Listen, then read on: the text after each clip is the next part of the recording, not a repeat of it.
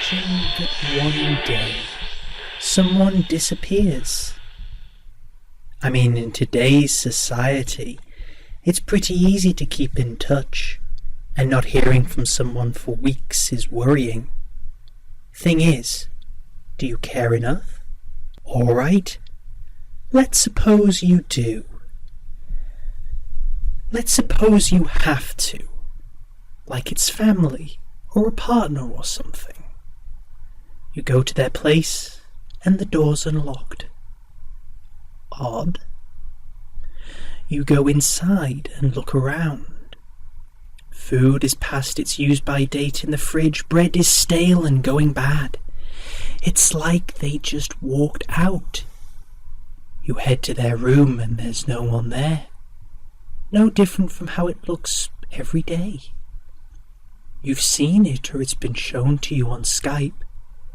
Skype, there's a thing. The computer. It's turned on, shoved against the wall on the desk. Computers in the bedroom, who doesn't have that? I mean, you're usually 20 feet from a computer when you sleep, be it mobile or a PC or a laptop. Only when you nudge the mouse, the screen comes off of screensaver mode. The Skype window is open. Discord is open. All their messaging media is open. But no one's broadcasting. Dozens of inbox messages and notifications just stagnant, sitting there ignored. You minimize them and see a video on the dashboard.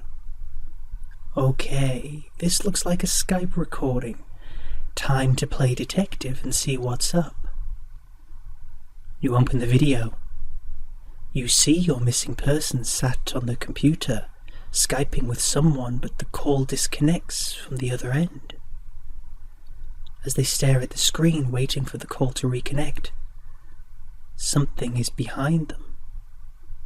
Something tall. Something humanoid.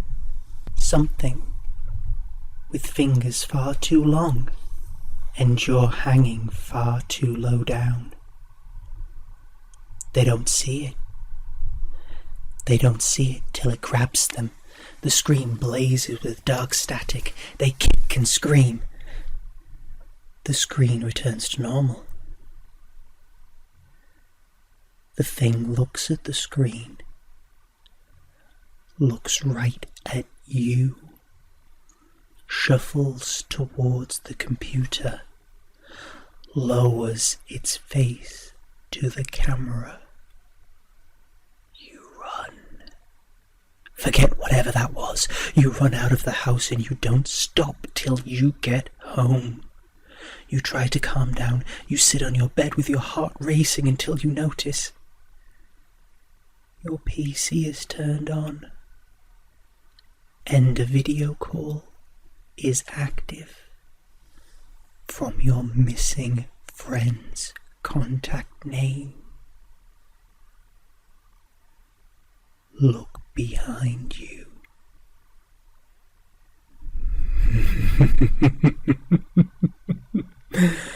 Forgive me, listeners, but I thought it would be interesting to start off this session of the Spirit Radio with something different than we've been doing as of late. I thought it might be refreshing. Get straight into the action. Well, you certainly turned on my interest. I always like the personal touches you have when you tell a story. A shame you don't tell more. Ah, but that's not why I'm here. I'm here for the listeners, for the night owls, the insomniacs, the graveyard shift workers that prick their ears up when our dulcet tones fill the air and flood their senses. Oh, too true. And our first caller of the night isn't about to be kept waiting. Not when their story cuts so close to recent events. Ooh, now you have me enticed and interested. Hello there, caller. The microphone is yours. Hi, I'm a new listener. My friend told me about the station and, well, they told me to tell my story here. In the news lately, people have been seeing clowns and crap like that. I blew it off as if it was something stupid or just some teens being stupid. So, about a month ago, I swore I saw something in the woods across from my work. I brushed it off as work fatigue. So, anyhow, I go to my car, right? And you know how you can sense something was behind you? Well, I felt that. I felt breathing on my neck. I hurried a few steps and spun around to see nothing there. However, 4 rows down my car or so, I saw a tall figure. I brushed it off as someone going to their car because there were a few cars still in the parking lot. So I unlocked my car and got in. And normally I lock my car before turning on the engine. This time I didn't. I looked down to put on my seat belt when I heard my back seat door open and close. I glanced back, but no one was there. So I quickly locked my doors and turned on my engine, hoping that the music would calm me down. I looked to where I had seen that figure, but no one was there. I didn't recall hearing a car start, and it looked like no cars had left at all. So I checked my mirrors and saw what looked like to be a clown in the back mirror outside. It was beckoning me to come to it. Now, I was always taught not to talk to strangers, and something about him was giving me the creeps. So I just drove off. As I drove down the road, it seemed like I saw him at every stop and turn. I was hoping I was just dog tired, that my mind was fucking me up. So I got home, and I swear, I bolted to my front door and unlocked it in record time. I made sure to have my car locked with the remote once I stepped inside. With my front door locked, it felt like something was still watching me. I saw that figure outside my window. By now I was scared shitless and called the cops. I told them about what I saw, and they started asking me if I was on some narcotics or if I was imagining things. Their lack of belief ticked me off. However, they sent someone down, and I described the thing I saw. They told me they'd look into it and told me to see if I could stay at a friend's house. When they left, I called up my best friend to get me. I waited for a good hour. They only lived 20 minutes away. So I called them, and there wasn't any answer. So I decided to go to her. I carried a baseball bat with me, just in case. Again, there they were at the other end of my yard. My car between them and me. I bolted into my car and drove to find her. I found her crashed into a pole. A red dirty wig on the car, one that wasn't hers. Chilling funny business there. Dear me, it's shocking how something unknown can just grasp a hold of you within the safe, normal existence of your life and pull you into a genuine nightmare that makes you pull the covers a little closer and keep that bedside lamp on. Just for the night. Though when a cold hand on your thigh or wrist seizes you beneath those covers, that's when you realize just how vulnerable you are. All too true, my dear producer, all too true. It's surreal how a simple thing can make us feel shelter when in truth we're just as vulnerable as ever. For some, it's a physical item. For others, it's the belief of these things don't exist. Am I right, caller? You say that like you knew it was me, kid. Ah, now you're just sucking all the fun out of these calls. On the contrary, caller, we look forward to hearing from you. You're a real weirdo, you know that? Hell, even your listeners out there get sick of hearing you patch me through. Why do you keep it up, huh? Why not just tell me to take a walk, or hang up on me or some crap, instead of listening to me rip you a new one? You know what? You're a doormat. A freaking doormat. So desperate for listeners that you just put up with me going on about how lame you, your show, and your listeners are. Why you gotta be so weird and messed up like that, huh? No one wants to see you stomping about in your black leather clothes like some wannabe Neo. I'm a decent enough guy. I go to work, I put bread on the table, and when I come home, I want to listen to some decent music, all right? I get enough crap during the day, and I don't want to hear all you little spoopy tales, all right? You and your listeners are a real piece of work. I mean, like today, I'm walking down the street, and there's some woman, just some woman, standing there in the middle of the street, not moving, not saying a word, just looking straight ahead and dressed like it's Halloween. Halloween was over a month ago. Go get a shower and put on some proper clothes. I've had my fun for the night. But you gotta really think if you want to keep the haunted house act going. Honestly, it's going nowhere. It's funny how what some would call insulting can actually be inspiring. Our dear caller was right, dear listeners. We are going nowhere. We are here to stay, no matter what ills may come our direction. To us, the dark and nightmarish is beautiful, chilling, but alluring, dark, bony hands grasping out from the night to ensnare within its internal grasp. And we want to drag more of you into this darkness, to share it with us and our listeners, to bring a unity to those voices without faces and souls without bodies. Now it's time for the next caller, is it not?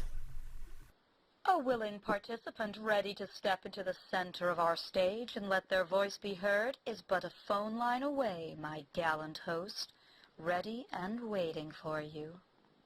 Why, thank you. Hello, caller. You are on the air with the Spirit Radio, and the stage is all yours. It's kind of funny what we would do for someone we're attracted to. We think we're safe with them and that we trust them, but what do we base it all on? I know for a fact that I based mine on looks. He didn't look like he could hurt me. He didn't look like he would harm me. Sorry, I'm getting ahead of myself. It started in spring. I had been busy at work, and with so much time in the office sitting at a desk, I didn't have time to exercise, just constantly sitting at the desk, typing away, same old, boring life as always. I get on the scales at home one night and found I'd put on a few extra pounds. All snacking at my desk, snacking away during the lunch hours. Guess it all caught up with me. I made myself a plan. Since I had some holiday coming up, I thought I would seize the opportunity and get back into shape. I was going to start swimming again. It was one of my favorite hobbies. I loved to be able to just go out and swim and enjoy myself, and getting in shape was going to be a huge bonus. That was when I met this guy. I felt a little bit embarrassed considering the fact that I was in a bit too tight swimsuit. And here he is, all rippling muscles and gorgeous, charming smile, and he approached me with movie star smile and perfect teeth. I just finished doing some laps and looked up to hear a compliment, something like, "You really got a way of moving in the water." I looked up to him and always remembered that he had that sculpted look that you see on marble statues. He wasn't your typical beauty, and yet he was, all at once. Like you would see 1,000 people modeling like him, but at the same time you wouldn't dare want to think that anyone would look like this person because they were so handsome and so charming. Me still feeling self-conscious because of the extra weight I put on, still bulging out of my swimsuit a little bit, I just sort of blushed and said nothing. Admittedly, looking back at it now, I'm seeing myself as fatter than I probably was, but at the time, it didn't help. Anyway, he asked if I wanted to swim a few laps side by side for pacing, and I said, sure. I mean, there were lots of people, and it was very public, and I remember feeling that this is someone that, if I could go home and spend the night with, I would be a very, very happy woman. But we didn't, of course. It didn't happen, anything like that. But he was very, very charming, and afterwards he treated me to coffee. He kept saying what a great swimmer I was, that I had a natural athleticism to me. He told me that he was a trainer and sometimes taught children how to swim on the outskirts of the nearby campsite. I knew the one he was talking about. It was a pretty nice place, starting to get to its prime at that point. After the winter's grasp and the spring had thawed everything out, everything was starting to wake up and the camp started to prepare for summer, all the kids desperate to go off exploring, and I'm babbling a little bit here, sorry about that. Not at all, please. Continue, caller. My point is here, everything was so public that I felt safe. He was there talking to me, charming guy with hair that always looked like it was damp, and that smile that looked like it was for me and me alone, no matter who he was smiling at. He smiled at the waitresses, he smiled at the guy that got on the bus, he smiled at the ticket attendant when we got into the car. He was just a generally sweet-looking person, but that in itself is probably the problem.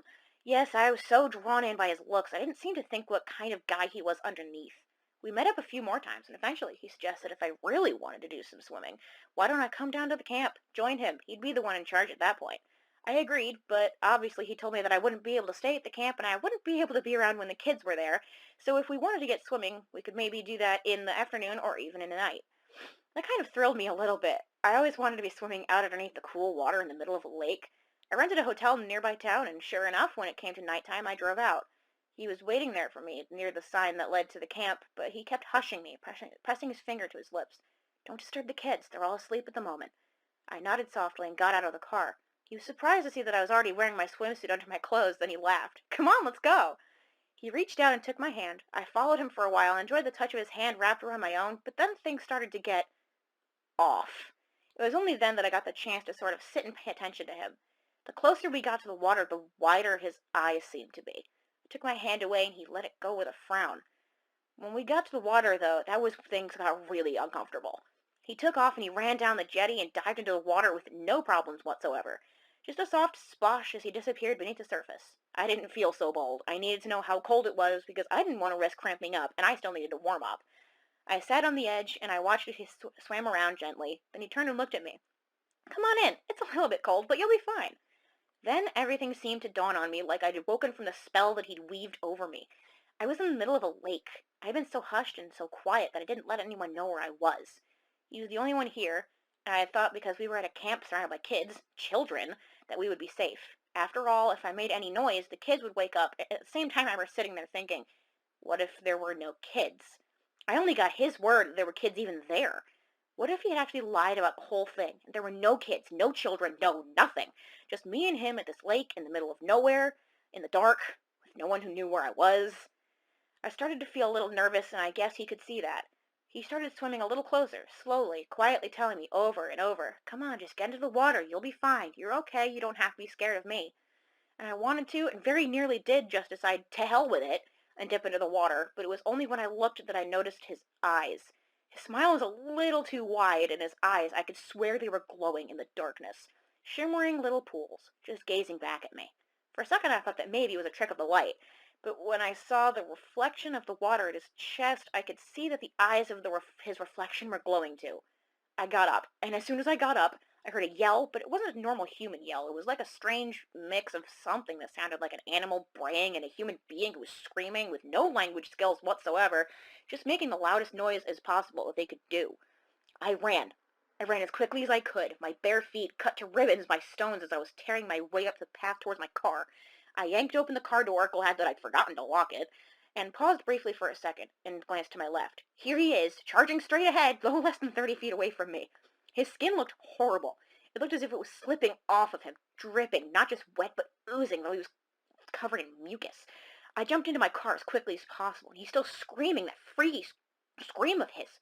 Ugh, but I was practically on top of me, and that noise still won't stop. I start the engine of the car, and I pull back. As I pull away, I can see the slime sticking to the side of the car. I see him stumble briefly, and he gives chase, and I can't stop the hysterical sobs from my throat because he's keeping up with the car.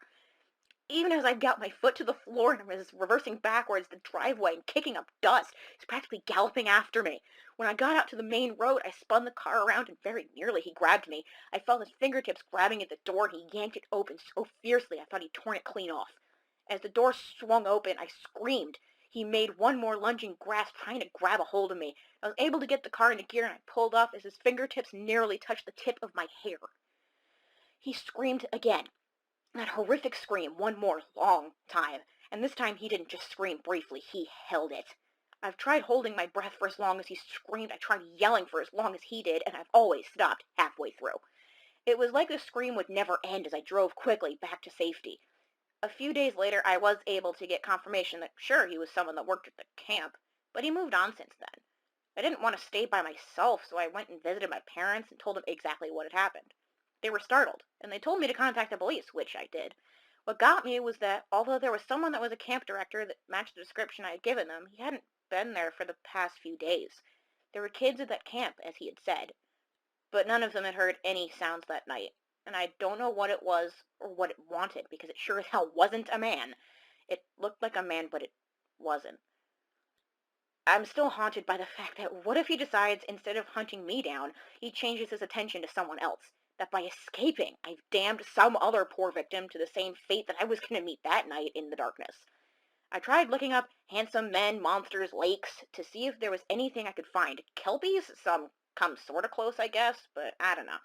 It sort of matches up, but it doesn't at the same time. I don't go swimming as much anymore now, even though it's been several months and I lost that bit of weight I put on. I jog instead, and as far away from lakes and rivers as possible. It's strange how the inky blackness of a lake at night can mask 1,000 horrors beneath the surface. And much like the water itself, a charming smile can hide a creature of nightmares.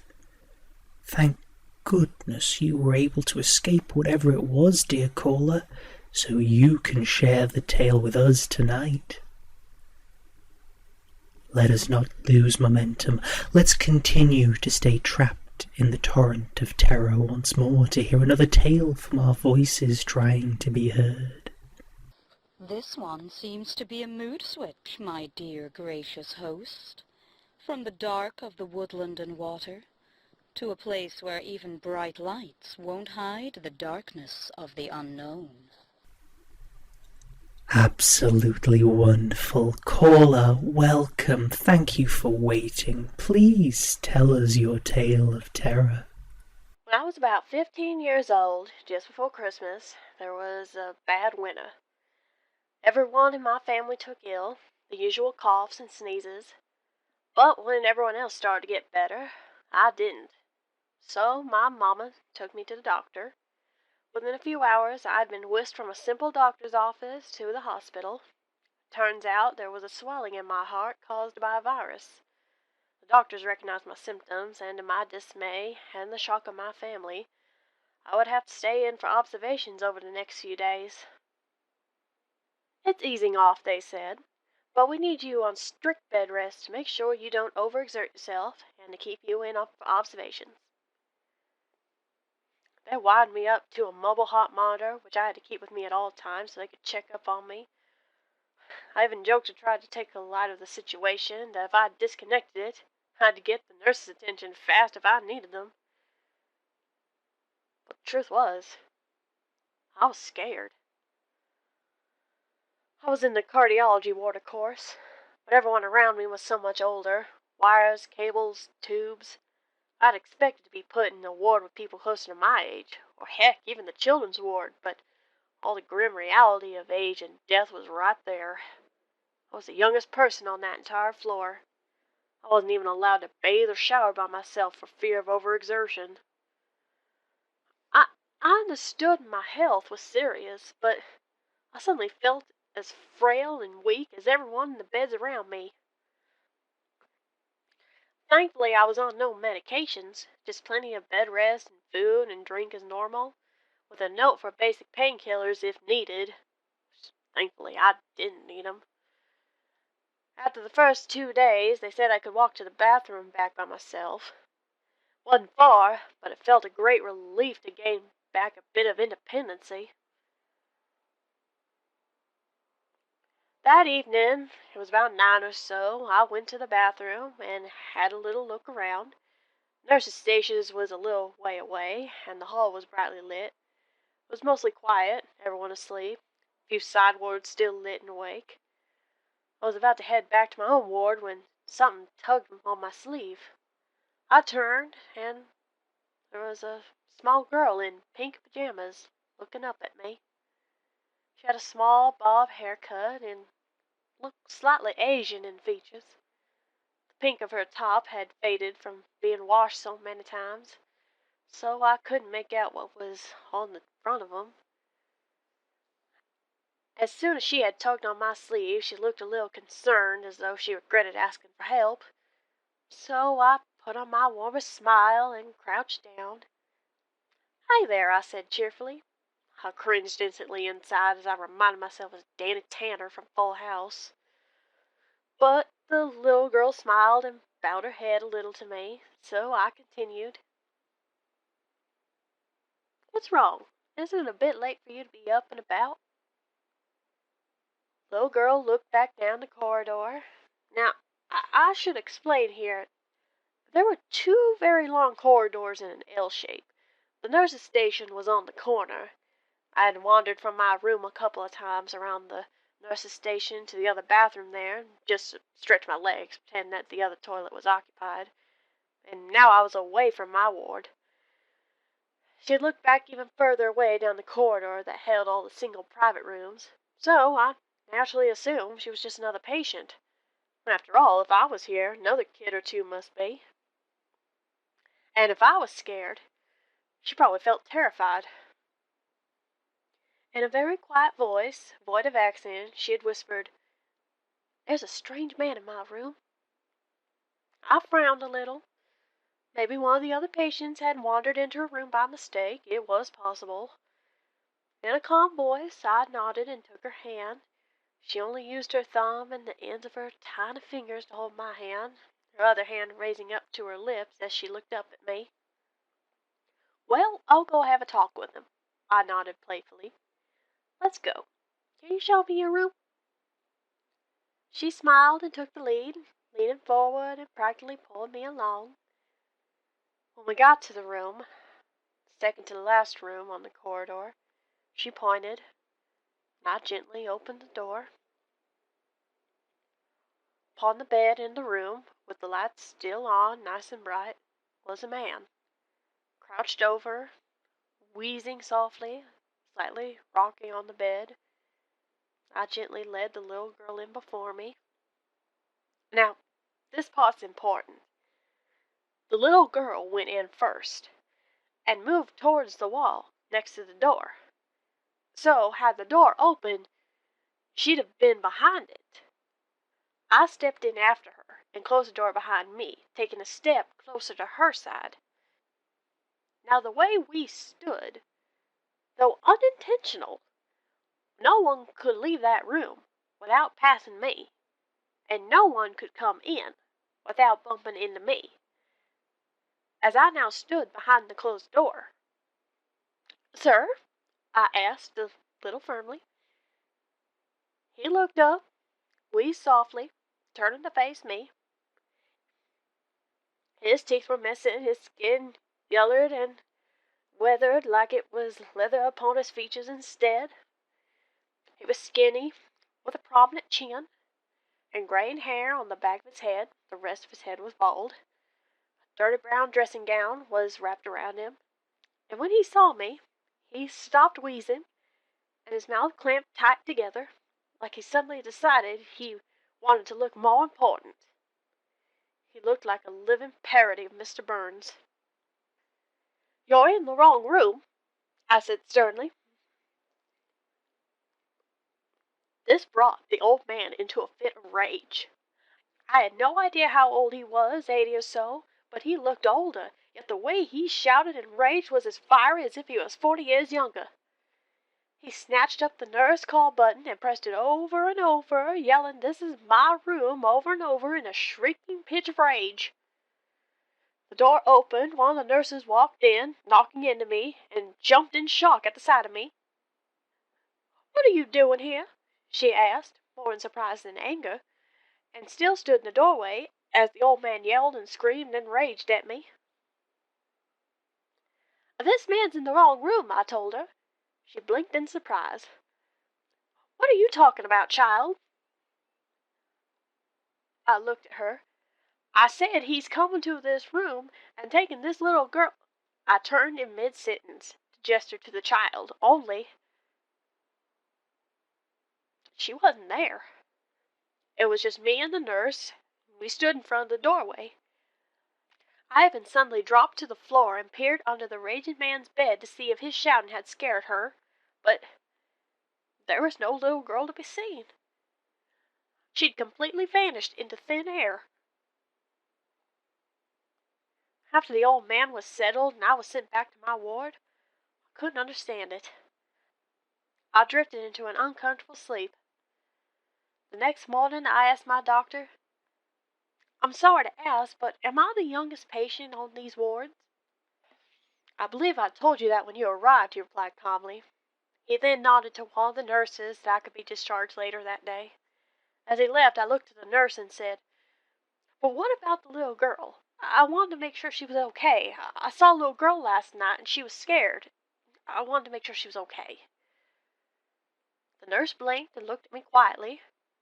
She stared at me for a little too long before she finally shook her head. Probably half asleep, she dismissed.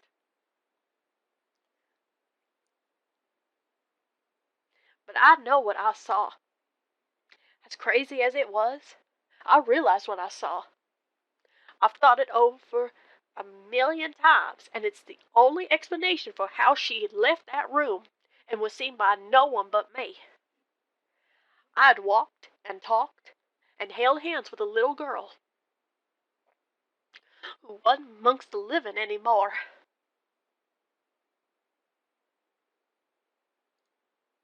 So surreal, is it not? People fear cemeteries and the possibilities of creatures from beyond lurking within, but ghosts tend to linger where they passed on, or held a strong emotional attachment to. Surely then a haunted hospital or even ambulance seems far more chilling than a cemetery. Thank you, caller, once again for sharing this tale of terror. I'm afraid that must be our last call for now. Our chance for broadcast has come to an end, and we too must let the show draw to a close. Once again, time waits for no one, and even we must drift back to the shadows from whence we came. I truly hope that you enjoyed the show, and both my producer and myself, your ever grateful host, shall eagerly be awaiting the chance for the Spirit Radio to return to the airwaves once again. Perhaps next time, the tale to be told will be your own.